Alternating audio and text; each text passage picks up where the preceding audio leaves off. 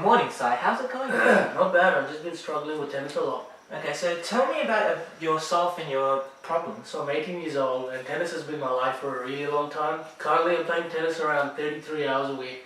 I just started playing semi-professionally. Recently, however, it's become a drag to pick up a tennis racket and play competitively.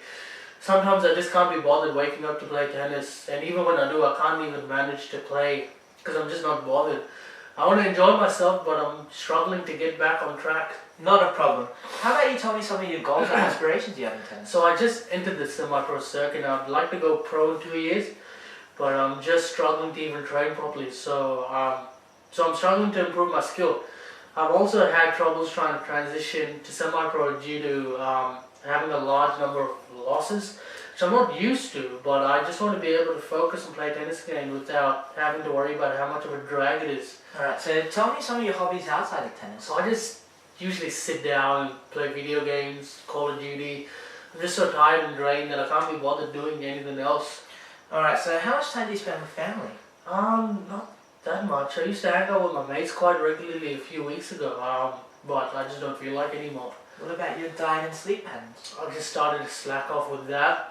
Nowadays I'm making things like 2-minute noodles, drinking lots of soft drink, or even ordering fast food. I'm only sleeping up to like 5 hours each night due to my eyes just getting sore, and I'm constantly tossing and turning. Alright, so when did you first start getting into tennis? I think when I was 9 or 10, that's when I got into tennis. Awesome. So what about tennis do you love so much which has caused you to keep playing on a serious level for 8 to 9 years? So basically, it's a combination of many factors such as my interest for the sport. And I feel comfortable striking balls of power. It's exhilarating, and the best part is when you're in the zone and everything clicks. It's unforgettable. Haha, of course. Okay, so now it's pretty obvious to me that you love tennis. So what about it motivates you to keep playing now? So like I said previously, I'm currently in the semi-pro circuit and I'm hoping to hit the professionals in a couple of years. So that's the thing that drives me to keep playing. Okay, so now regarding your problems, if I can go in depth with it. Now, when did you first start experiencing these problems? Quite recently, they started appearing 2 months ago. Okay, so describe exactly what you're experiencing. So basically, I've been stressed out, more anxious than usual recently. I've lost quite a few tennis matches again and again. All I can think about is me not being able to enter the professional circuit in the future. And I've just been losing a lot of motivation for playing professionally. So in order to prevent this, I've just been practicing way more than usual, around 33 hours a week. I've lost my social life due to this. I see. Have these symptoms gone down at all, or just fluctuated? They usually fluctuate once a week, and on that day, instead of practicing, I just want to sleep. So, have you done anything personally to inhibit these symptoms? Like family or seeking professional advice? I haven't really spoken to anyone about it. I've just been keeping it to myself. Alright, so what do you expect to achieve by visiting a sports psychologist? I just want to get back on track, regaining my motivation and my passion for tennis, and I hope to do this within 3 months if that's not too hard. Alright, so Sai, with the information you've given me here, I can see a clear case of burnout. It usually comes when there's an inconsistency between an individual's goals in a sport and their performance in that sport. Anxiety increases stress and a loss of motivation, and these are substantial factors that are contributing to your burnout. Your negative thoughts tend to be related to mostly a mindset known as all or nothing thinking, where if you do not achieve the desired result, everything is viewed as a failure, and thus you do not see the point in doing this. Do you believe this could be the case? I think that's pretty much true. It seems to me that the combination of consecutive losses with your rigorous training has led to you experiencing a lot of stress. It could be that you feel as if your goal is far away, and thus your anxiety levels have increased. I feel that the energy that you have spent worrying about this has led to your overall energy levels reducing, and thus you have eventually lost motivation to play tennis professionally. However, the fact that you're playing tennis could show that you have fears of not making the professional circuit in the future. I think that's pretty much it. You described it spot on. Okay, so Sai, now that we've diagnosed your issue, I think it's the best course of action for us to develop an intervention strategy so you can go back to tennis being your normal self. It would be a shame if you lost your tennis over this incident, right? I know, right? Yeah. So in essence, arousal is your mental and psychological state at any given moment. So this incorporates elements such as your stress and anxiety levels.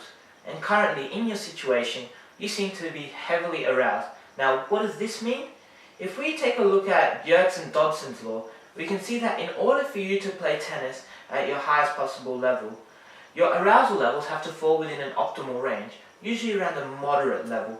However, in your case, your anxiety levels are so high that it has a crippling effect upon your training. You become more anxious as you find it tougher to deal with training demands, and as you train, you get worse mentally.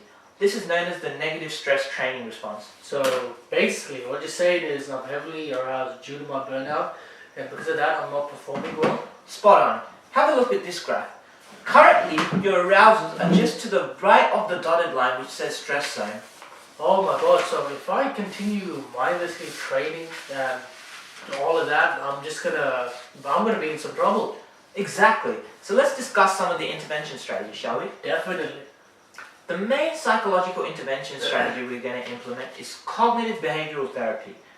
This psychological intervention is far better than the rest for you, as you're able to tackle the root of your problems, and which is your negative thoughts.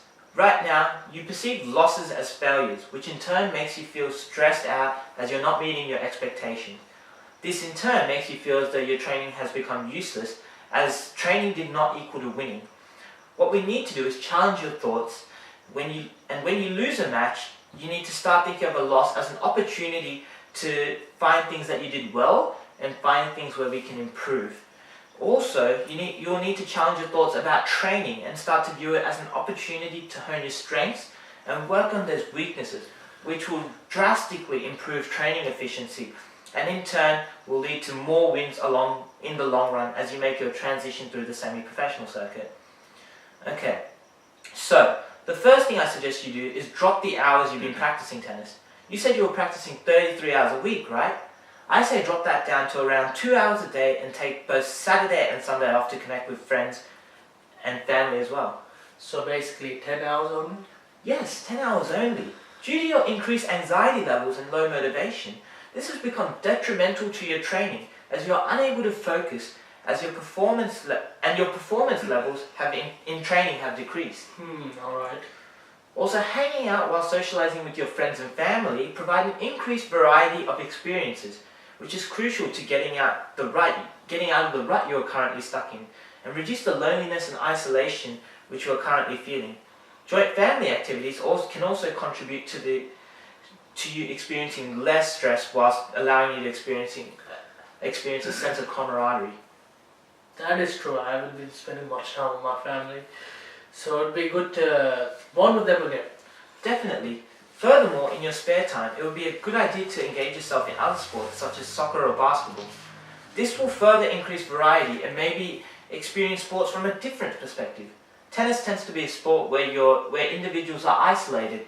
By placing you in team sports, you are able to work with others and not experience this loneliness for once. You will also have to reduce the amount of time you dedicate to your video games. That also puts a huge mental strain on you. Are you serious? But they're just video games. What harm can they do? The light coming from the screen strains your eyes, and the mental effort spent upon attempting to achieve these victories and the toll of losing in these games increase anxiety levels, which is unnecessary for you at this moment in time. Furthermore, you'll need to watch your diet. Now, I'm no nutritional scientist, but I suggest you lay off the junk foods, as they generally make you feel bloated. You need to be eating clean and natural foods. However, the occasional cheat meal is perfectly fine. Oh my god, I love my junk food. It's gonna be a hard one. On top of all this, you sleep far too little for a tennis player. You must be getting at least 8 hours sleep to recover physically, and this will give you less muscle aches and pains, which in turn can reduce your somatic anxiety levels, as you do not have to worry about these pains as much.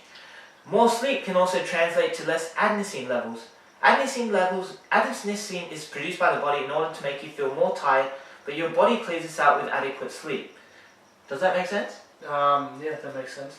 So, we have attacked the root cause of the problem and identified the areas we need to work on in order to regain the passion and motivation for tennis and reduce anxiety level associated with your problem. What you will need to do from now on is to implement these strategies that we have discussed to ensure your optimal return to tennis. Thank you for coming, and I hope to hear from you once again. Thank you for your help.